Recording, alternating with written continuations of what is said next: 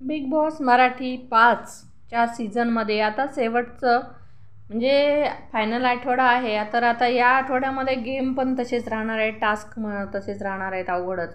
तर आज आता हा जो टास्क आहे तुम्ही पाहताय तो तुमच्याही लक्षात येत असेल की निकी जे टास्क करत आहे की ते असं एक पाईप आहे आणि पाईप आहे आणि तिच्या हातात एक बॅटसारखं आहे आणि ते त्याच्यामध्ये अशी गोलकडी आहे आणि ते असं याकडेपासून त्याकडेपर्यंत न्यायचं आहे आणि त्याकडेपर्यंत नेत असताना त्याला मध्ये टच होऊ द्यायचं नाही. जेव्हा टच होईल तेव्हा स्पार्किंग होईल. तर ते जर स्पार्किंग जास्त वेळा झालं तर सदस्य नॉमिनेट होणार आहे.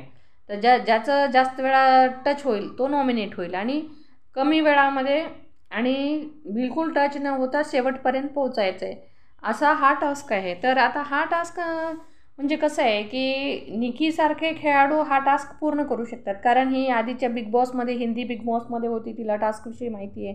खतरों के खिलाडीमध्ये पण ही होती, त्याच्यामुळं हिला टास्कची जास्त माहिती आहे. आणि जे दुसरेही खेळाडू आहेत जान्हवी, वर्षाताई, DP दादा, अंकिता, अभिजित यासारख्यांना पण हा गेम कळतो, पण तेवढं त्यांना म्हणजे सराव नसल्यामुळं त्यांना थोडासा प्रॉब्लेम येईल. पण आपला जो सूरज आहे तो एकदम असा आपला गावंढळ असल्यामुळे, गावंढळ म्हणण्यापेक्षा तो गावातला आहे.